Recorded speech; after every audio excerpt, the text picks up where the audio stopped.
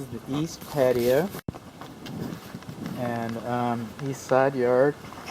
And you see these holes like this? There's only one reason for holes like this. And so product can be applied. And that product would be subterranean termite poison. And so when you see holes like this, we know that this structure has been treated at least one time for subterranean termites. We do not know when it was treated, we do not know who treated it, and we do not know what it was treated with. But we do know that. We also know that this type of application usually happens after construction. So it would be reasonable to assume that this was a reactionary treatment. People don't often wake up one morning and ask their significant other, "What do you want to do today?" And I said, "Well, let's get one of those $2,000 termite treatments." I said, "Man, I didn't even think about that. Let's do that." It doesn't usually go down that way. I mean, sometimes people, conditions change. Maybe you're installing a hot tub out here or something, and you think it's a good idea. But most of the time, it's a reaction. So it'd be reasonable to assume, since the house has been treated for subterranean termites, after construction, they probably were experiencing some types of termite activity. It's a reasonable assumption. I can't prove that. That won't be on the report. Previous infestation, unless I find some. I'm just getting started. Unless I find some. But until I find some, it's just going to be previous treatment. Exterior receptacle outlets, they should have protective covers over them, in-use covers, instead of these little flaps that are breaking and giving away. And this one's not GFCI protected. I only found one that's GFCI protected so far. These carriage sconces, they should be sealed to help prevent water from coming in. And what we have right here is this is called a weep hole. A weep hole. And weep holes, okay, homeownership 101, all roofs leak. All roofs leak. All walls leak. We design these elements so that they shed water faster than they accept it. Most of the time what comes out of a weep hole is vapor. I've seen water come out of them a couple of times. There's been a couple of events. I hope you don't see it. But water will come out. But that's what they're designed for, because brick is porous. Brick is porous. It actually sucks water in. And it's a good exterior cladding. It lasts a long time. It's fire resistant. It's energy efficient. But it does suck water. So we need weep holes. That's just what we're talking about. Not uncommon in the 1980s. But you should have weep holes over your fenestrations. That's French for hole in your wall.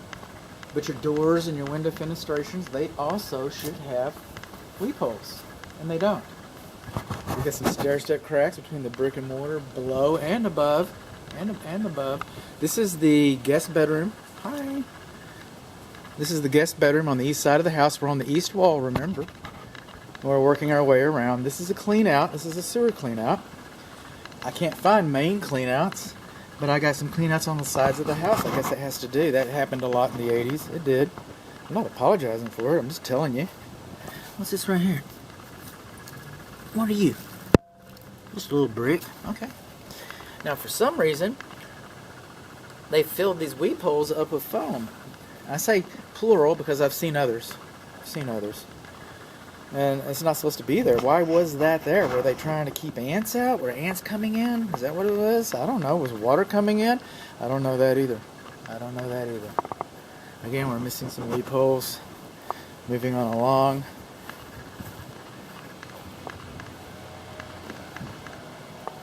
What we have here, lawn sprinkler heads should not be closer to the wall than 12 inches. This stuff happens. Okay? Trees should not be closer to the structure than 25 feet. Soil should not be above the foundation line perimeter because water goes downhill. Bushes shouldn't be. That's conducive to wood destroying. Termites love that stuff. Almost as much, too close. Almost as much as they love this stuff. It is. About 3 or 4 times a year I just do this. Got a lot of fungus growing in here. We've had a wet spring. I accidentally find termites doing that. I can't do that all the way around. I'm just going to write it up. Conducive. High soil conditions. Trees too close, high soil conditions.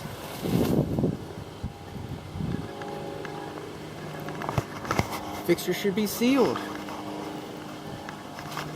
Ring, well, I can push it now, whatever. Okay, so I guess it works. Alright. High soil. Fountains are beyond the scope of this inspection. We do not have the protective covers. That's not GFCI protected. This one isn't GFCI protected over here. I think there's another one over here. I think there is. And it's not GFCI protected either. I don't see it. But anyway, if there's one in here that's not GFCI protected.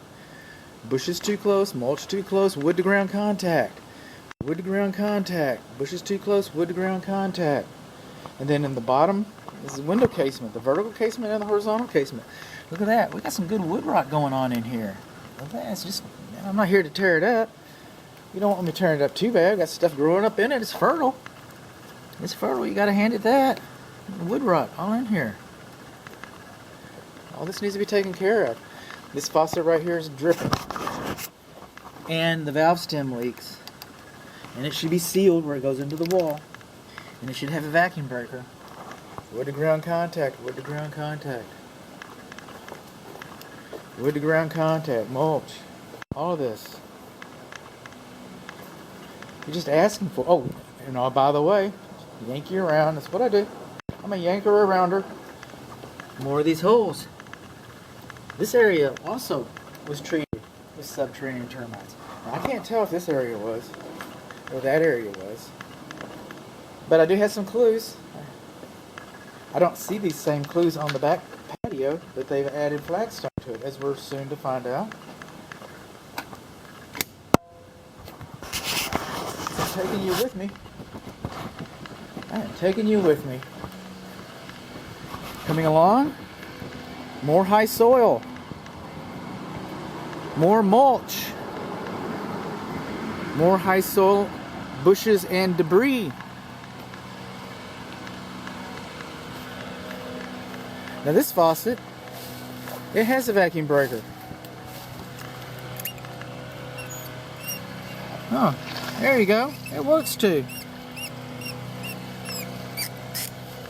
This fence goes to the swimming pool area.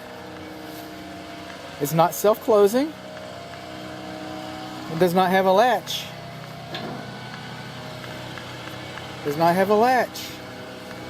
Kids can come in and swim in your swimming pool while you're gone.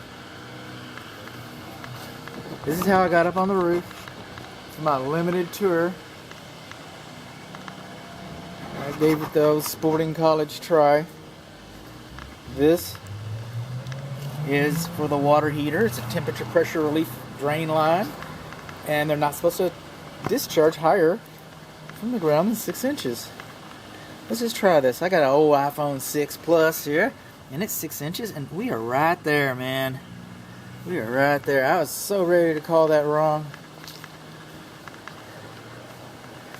Coming on along, we got the water stains. We're going to talk about that in a little bit. We got the problems with the roof right over here. We got the problems with the air conditioning. What's that about?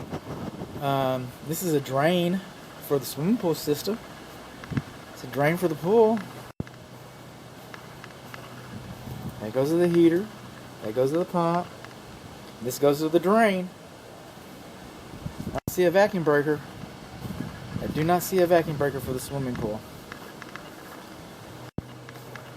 Coming on along. High soil around this whole area. We got some AstroTurf. Satellite dish on the roof. You've heard that already. We got some good things to say about the swimming pool. But right along here we got negative drainage. The water just comes in here. There should be some surface drains in this area to take the water away from the house, because the pool is supposed to drain. The pool apron drains away from the swimming pool. You don't want the water going back into the pool. And it goes next to the house and just stays there. That's not good. There's another weep hole. I was talking about the weep hole sealed up. Why did they do that? It's not right.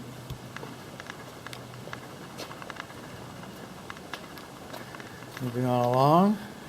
This is the pool light switches. They're not GFCI protected. He's not GFCI protected. I didn't show you the one that was, but he's on the west side of the front courtyard entrance. the entrance on the outside. These walls, okay. See, these walls are nice and high up off of the, nice and high right there. See how close these are to the sidewalk, to the porch?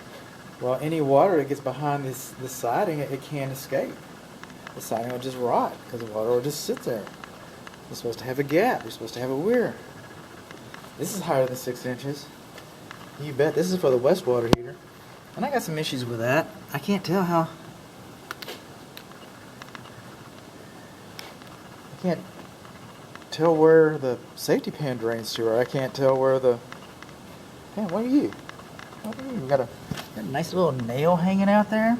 That's a tetanus shot. Okay. Alright, this is with the swimming pool. This is with the swimming pool, but...